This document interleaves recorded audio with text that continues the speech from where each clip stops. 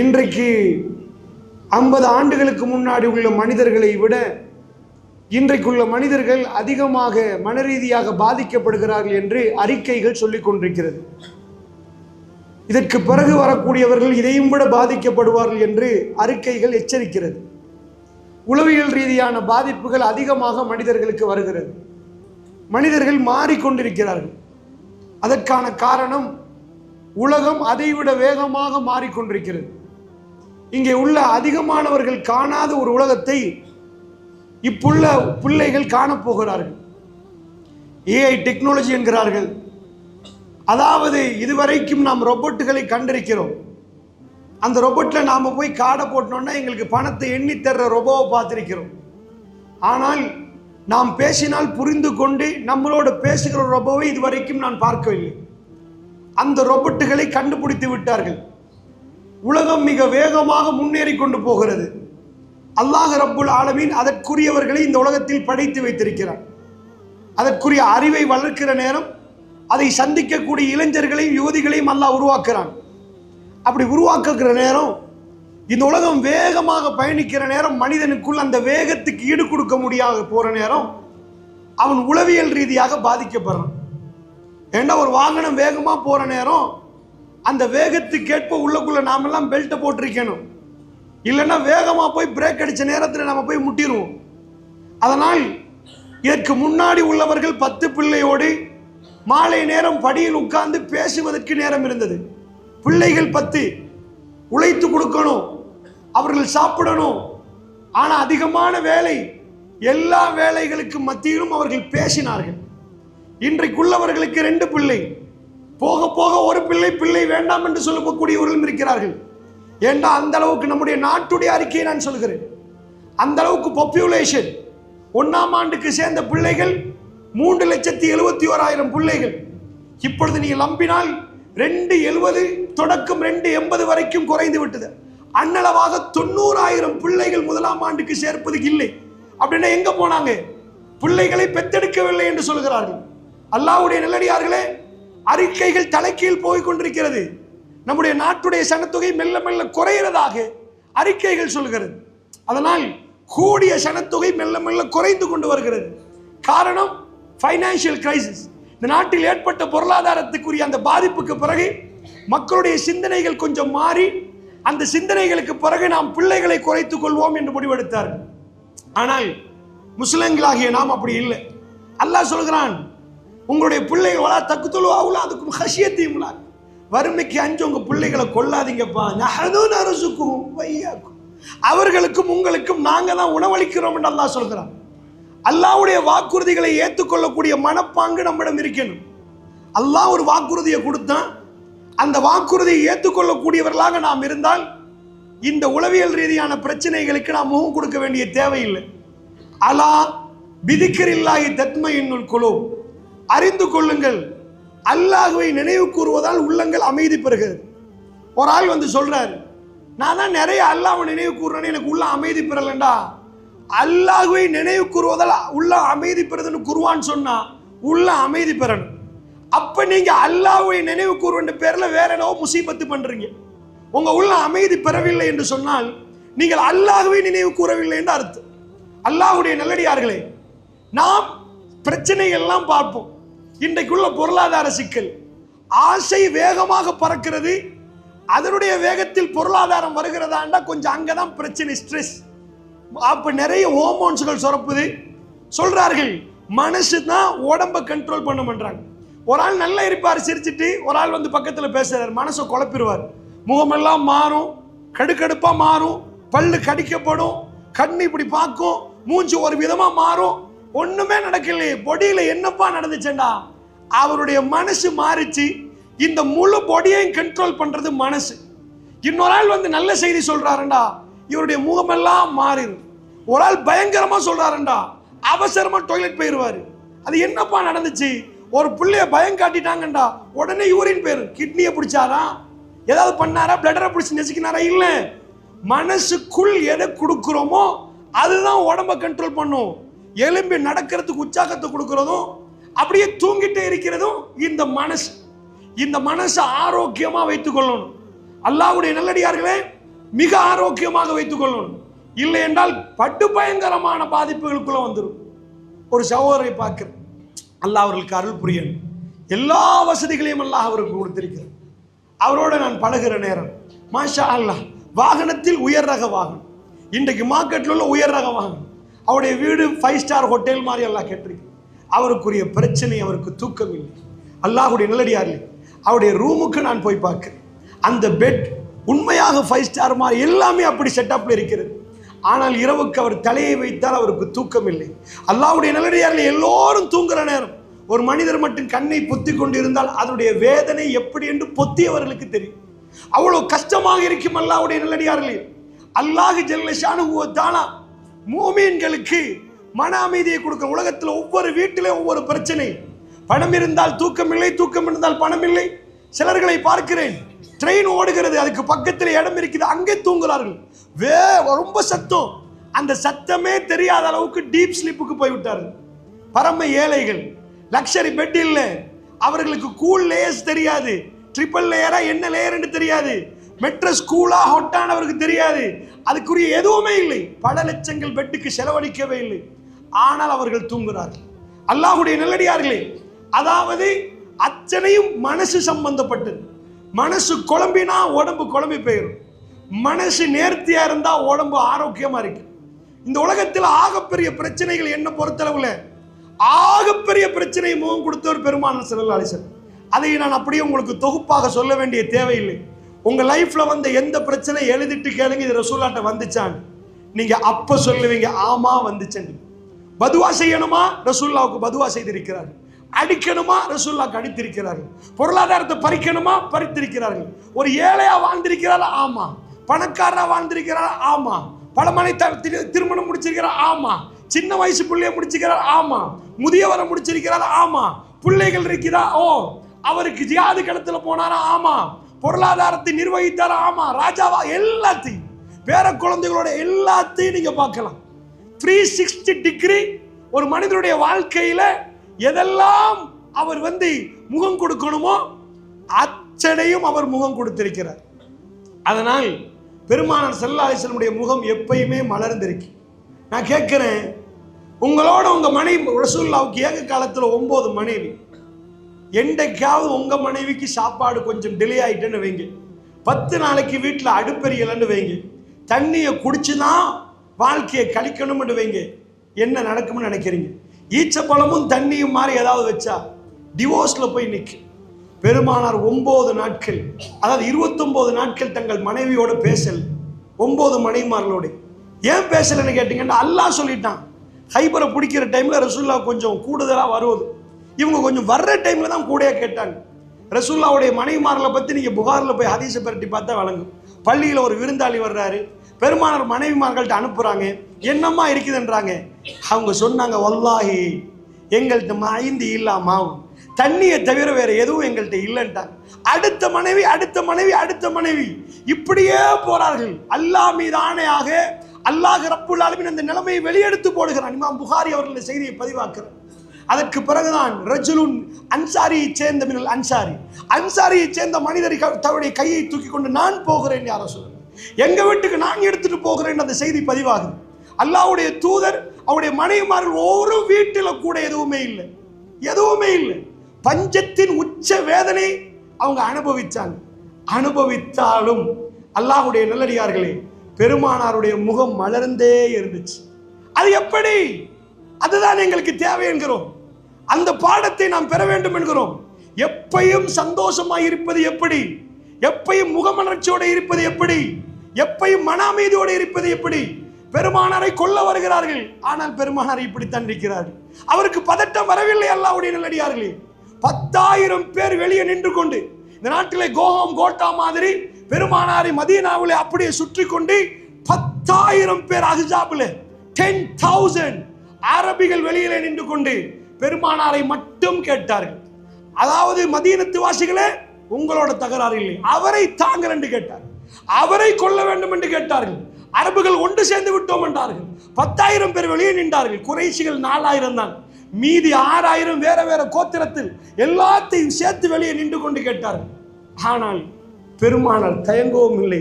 பெருமானார் மிக அமைதியோடு தான் இருந்தார்.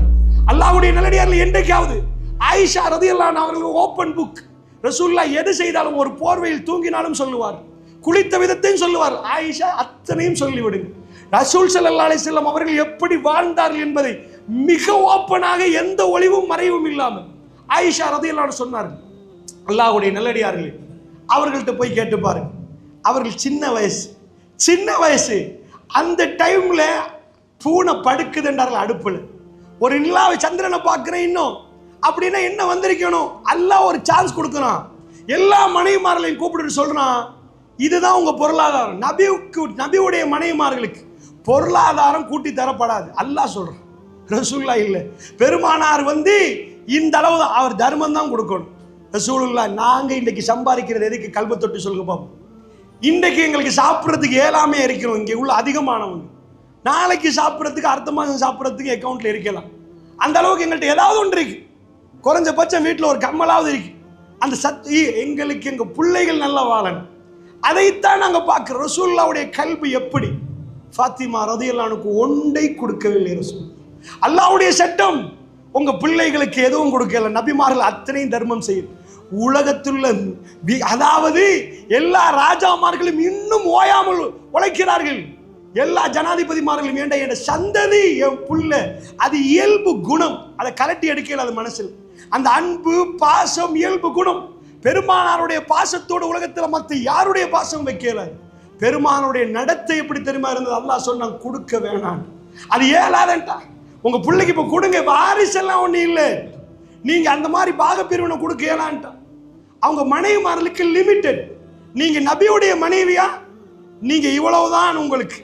நபியுடைய வீட்டில் என்றைக்கும் அல்லாஹ் ரப்புல் இஸ்ஸத் அந்த வறுமையை வைத்திருந்தார். பெருமானார் அதாவது ஹைபரை பிடித்து பிற்காலத்தில் நிறைய பணம் வருவது, ஜனாசாக்களுக்கு எவ்வளவு கடனோ பிலால் கெட்டுங்கள் என்ற ரசூலுல்லாஹ். அல்லாஹ்வுடைய தூதர் அப்படி ஒரு வாழ்க்கை வாழல.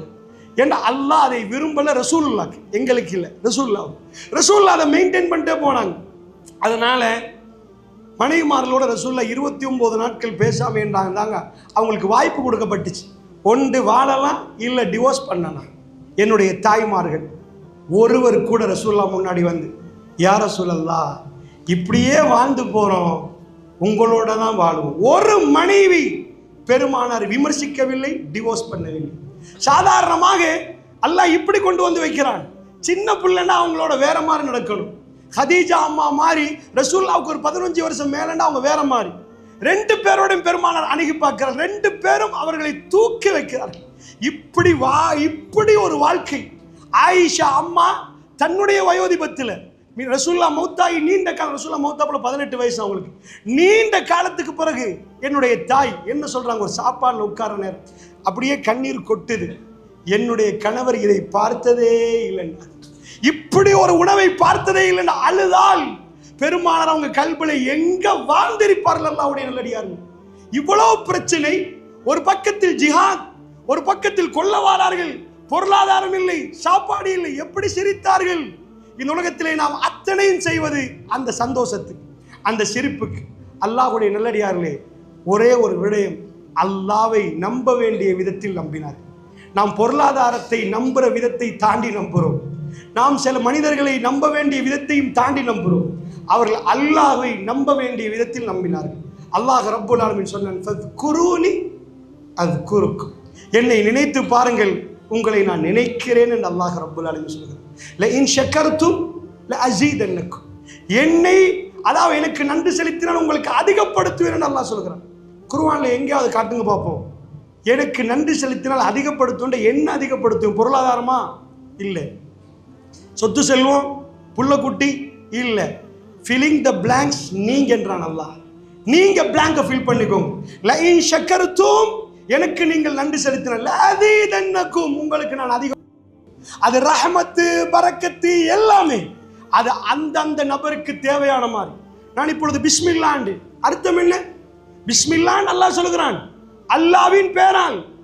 இதுல மத்த பாதி எங்க? ஃபில்லிங் த பிளாங்க்ஸ், பேங்கை ஃபில் பண்ணணும். அல்லாஹ்வின் பேரால் மைக்க தொட்டேன், அது குர்ஆன்ல இல்ல. அல்லாஹ்வின் பெயரால் நான் ஆரம்பிக்கிறேன்.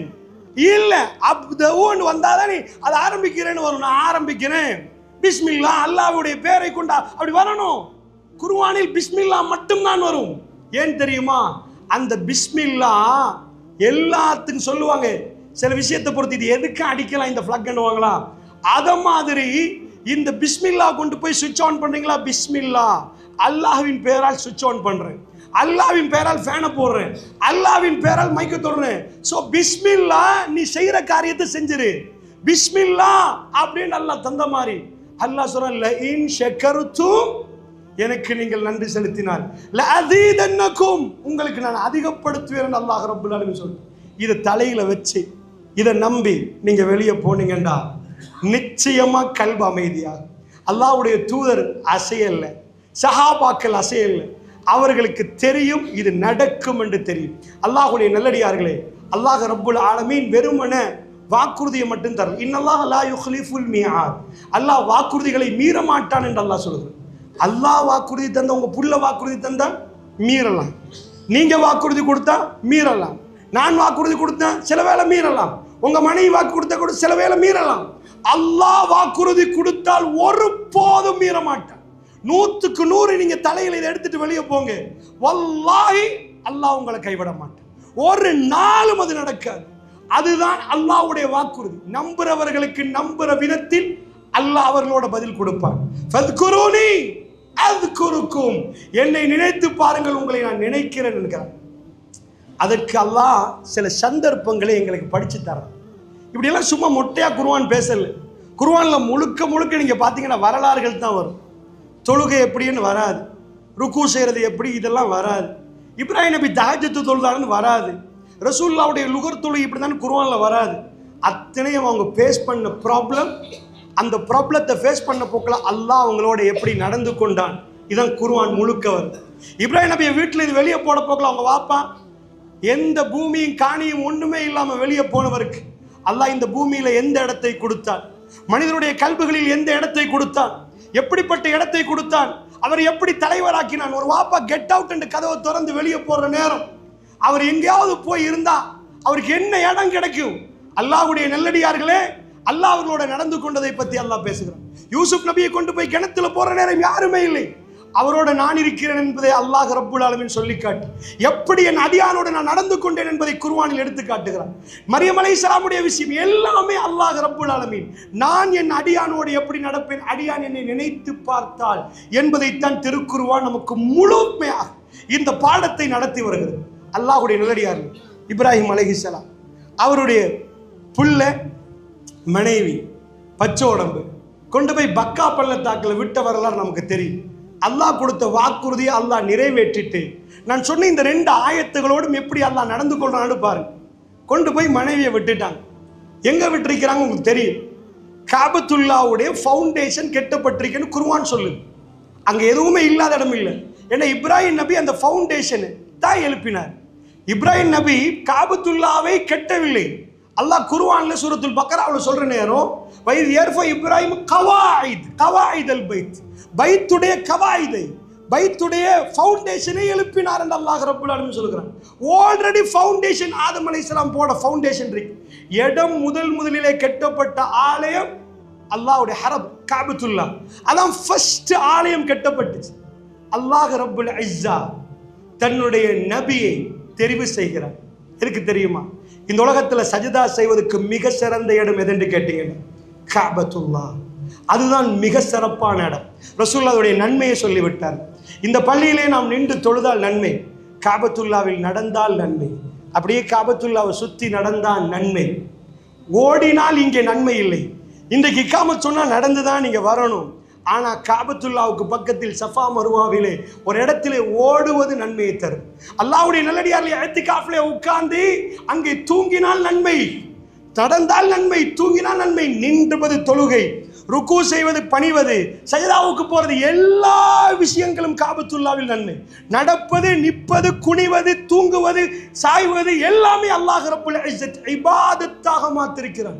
அப்படிப்பட்ட இடம் வரலாறை தொடங்க போகிறான். ஒரு மோமினுடைய கல்பு ஏன் அமைதியாக தெரியுமா? அவனுக்கு ஃப்ரண்ட் விளங்காது, ஃப்ரண்ட்டை பார்த்தா பயங்கரமா இருக்கு, புயல் வீசுற மாதிரி இருக்கும். பேக்கெண்ட் என்றுவார்கள், அதுல பின்புறம் அல்லாஹ் அவனோடு பேச போகிறான், அவனோடு இருக்க போகிறான் என்ற அர்த்தம். இப்ராஹிம் நபியுடைய ஆரம்பத்தை கொஞ்சம் போய் பாருங்க. ஹாஜரா அம்மாவையும் மகளையும் விட்டுட்டு போற நேரம் ரசூலுல்லாஹ் புகாரில வரக்கூடிய செய்தி. யாருமே இல்லை. பெட்ஷீட் கொடுத்தாங்களா? இல்லை. கட்டில் கொடுத்தாங்களா? இல்லை. Air condition? இல்லை. ஒரு மரம் இருந்ததாக புகாரியில் வருகிறது. அந்த மரத்துக்கு பக்கத்திலே வைக்கிறாங்க.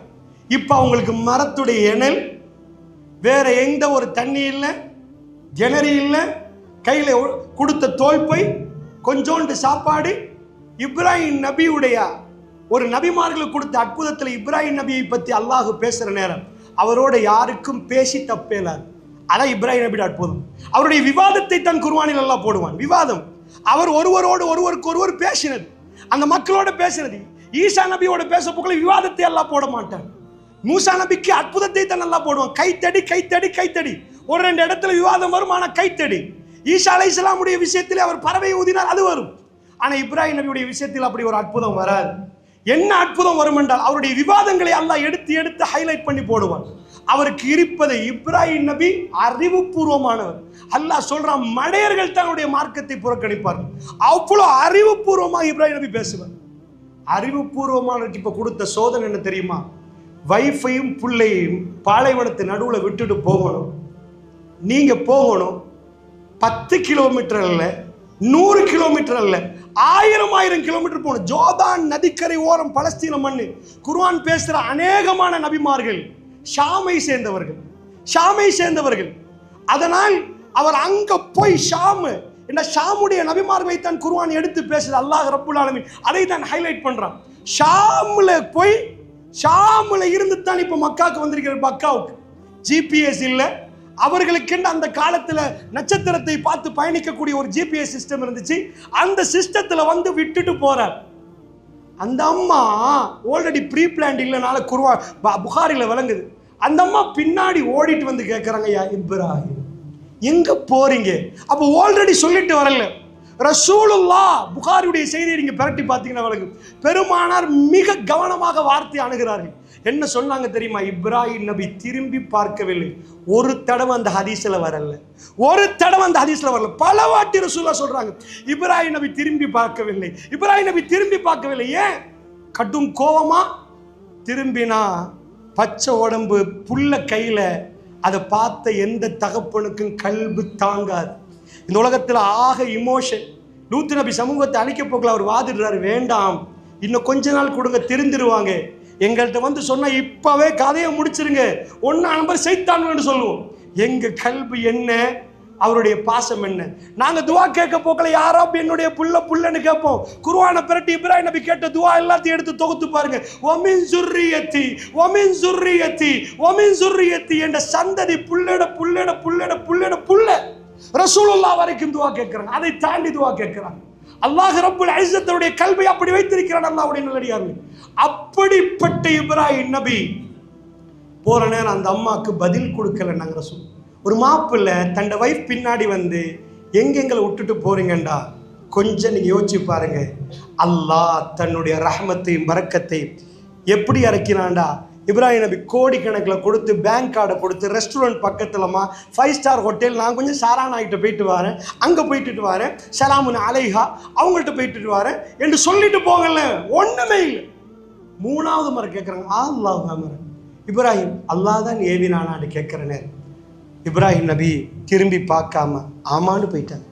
ரசூலுல்லாஹ் இன்னும் சொல்றாரு, அப்படி போற வழியில மலைகளுக்கு அந்த பக்கத்துல மலை, மக்காண்டா மலை இன்றைக்கும் பெரிய அளவுக்கு செய்ய முடியாம இருக்குதுன்னா மலை, இது பள்ளத்தாக்கு. மலைகளுக்கு இடையால் நுழைந்து போய் காபத்துல்லாவுடைய ஃபவுண்டேஷன் இருக்கு பாருங்க, அந்த திசைக்கு திரும்பி, இதுதான் அந்த திசை, நாங்க ஒரு திசைக்கு திரும்பிக்கிறோம். அந்த திசைக்கு திரும்பி 2 கரங்களையும் தூக்கினார்கள். அவருடைய 2 கரங்களையும் அவர் தூக்கிவிட்டு அல்லாஹ்விடம் துவா கேட்டார். அல்லாஹ் குர்ஆன்ல அந்த துவாவை கொண்டு வந்து வைக்கிறார்.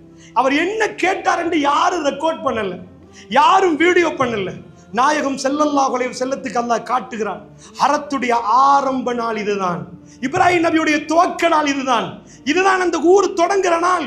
அவர் கையை தூக்கி சொன்னார், ரப்பனா அந்த துஆவுடைய வேதனையை கொஞ்சம் பாருங்க. இன்னி அஸ்கந்து மின் ஸுர்ரியத்தி பிவாதின் கைரி ஸீ ஸர்இ இந்த பைத்துல் முஹர்ரம். ரப்பே, என்னுடைய மகனை நான் அங்கே அமர்த்தி விட்டேன், என் வைஃபை உட்கார வச்சுட்டேன்னு வரல. இன்னி அஸ்கந்து, நான் குடியமர்த்தி விட்டேன், மின் ஸுர்ரி, யா அல்லாஹ் இன்னி அஸ்கந்து மின் ஸுர்ரியத், யா அல்லாஹ் என்னுடைய சந்ததியில் இருந்து என் சந்ததியை நான் அங்கே குடியமர்த்தி விட்டேன். ரப்பனா இன்னி அஸ்கந்து மின் ஸுர்ரியத் பிவாதின், ஒரு பள்ளத்தாக்கு, கைரி ஸீ ஸர்இ. அவர் என்ன சொல்றார் தெரியுமா? யா அல்லாஹ், அது ஒரு பள்ளத்தாக்கு, யா அல்லாஹ் நான் ஒரு வீடு எடுத்து கொடுத்துட்டு வந்தோம், யா அல்லாஹ் அது பள்ள குழி உண்டு, யா அல்லாஹ் அந்த இடத்துல ஒரு மரத்தையும் நான் பார்க்கல. இப்ராஹிம் நபியுடைய கண்ணியத்தை பின்னாடி பேசுகிறார், அந்த நிலைமையை பேசுகிற. யா அல்லாஹ் என் பிள்ளைக்கு கொஞ்சோண்டு தண்ணி, சாப்பாடு முடிஞ்சு, அவங்களுக்கு பக்கத்தில் எங்க கிணறிக்கின்ற எதுவுமே தெரியாது, பாலைவனத்தில் நடக்க தொடங்கினால் அவர்கள் மௌத்தாகணும். அவங்க மௌத்தாகணும். வல்லாஹி அல்லாஹ்வுடைய உதவி இல்லைன்னா அவங்க 100% மௌத்தாகணும். இதை விட ஒரு ஃபைனான்சியல் கிரைசிஸ் ஒண்ணுமே இல்லை. சாப்பிட்றதுக்கு இங்க ஹோட்டல் இருக்குதா, பேசுறதுக்கு மனுஷர் இருந்தாங்களா? அவர் சொன்னார் பிவாதி கைரி ஸீ ஸர்இ, யா அல்லாஹ் ஒரு பள்ளத்தாக்கு, எந்த புப்பூண்டும் விளையாத ஒரு பூமி என்றார், விளைச்சலுக்கு லாயக்கில்லாத ஒரு மண் என்றார். சொல்லி போட்டு சொன்னார், இந்த பைத்துல் முஹர்ரம், உன் கண்ணியமான ஆலயத்துக்கு பக்கத்தில் யா அல்லாஹ், உன் கண்ணியமான ஆலயத்து. எதுக்கு யா அல்லாஹ் அதையும் சொல்லுகிறார். ரப்பனா, என்னுடைய ரப்பே, லியுகீமுஸ் ஸலாத், நான் ஏன் இங்கே அவரை விட்டுட்டு போறேன் தெரியுமா? நீ சொன்ன அவங்க தொழுகையை நிலைநாட்டணும். அப்போ வீட்டில் இருந்து தொழலாம் தானே, அங்க இருந்து பலஸ்தீன்ல இருந்து தொழலாம் தானே, ஜோர்தான் நதிகரை ஓரத்தில் தொழலாம் தானே, ஷாம்ல இருந்து தொழலாம். ஏன் ஃபர்ஸ்டா அங்க சஜதாவுல தலையை வைக்கிறவர்கள் அல்லாஹ் தெரிவு செய்கிறார். ல இன் ஷக்கர்தும் ல அஸீதன்னக்கும், நீங்கள் எங்களுக்கு நன்றி செலுத்தினால் உங்களுக்கு அதிகப்படுத்துவோம். எதை? ஒரு ஆள் பள்ளியில தொழுகிறார் 2 ரக்காத்து, அவரை பார்த்து பின்னாடி உள்ளவர் தொழுகிறாரு, இவருக்கு இவர் தொழுத நன்மை, அதாவது அவருக்கு 2 ரக்காத்து தொழுத நன்மை கிடைக்கும். ஃபர்ஸ்ட் 2 ரக்காத்து தொழுதாரு, அவருக்கு அவர் தொழுத நன்மையும் பின்னாடி தொழுத நன்மையும் சேர்த்து கிடைக்கும். அவங்களுக்கு அல்லாஹ் அதிகப்படுத்த விரும்பிட்டான். எதை அதிகப்படுத்தி விரும்பிட்டான்? இந்த மண்ணில 1000 லட்சம் கோடியில வந்து சஜதா செய்வார்கள். ஆரம்ப ஆட்கள் யார்? ரப்பனா லியுகீமுஸ் ஸலாத், அல்லாஹ் அவர்களோட இரக்கம் பாசம் அவர்களுக்கு அல்லாஹ் திறந்து கொடுத்த. ல இன் ஷக்கர்து ல அஸீதன்னக்கும், உங்களுக்கு நான் அதிகப்படுத்தி தருவேன் அல்லாஹ் சொன்னான். என்ன ஆச்சுன்னு நினைக்கிறீங்க? அவர் சொன்னார், யா அல்லாஹ் லியுகீமுஸ் ஸலாத், ஒரே ஒரு துஆ, ஃபஜஅல் அஃபிதத் மினன் நாஸ் தஹ்வி இலைஹி. இவ்வளவுத்தையும் சொல்லி போட்டு இப்பதான் துஆவை கேட்கிறார். இதுதான் யா அல்லாஹ் இடம், இதுதான் நிலைமை, இது ஒரு நபி சொல்லி ஆகணும். அல்லாஹ்க்கெல்லாம் தெரிஞ்சாலும் சொல்லணும். என்ன கேட்டார் தெரியுமா? ஒரே ஒரு துஆ, ஃபஜஅல் அஃபிதத மினன் நாஸி தஹ்வி இலைஹி.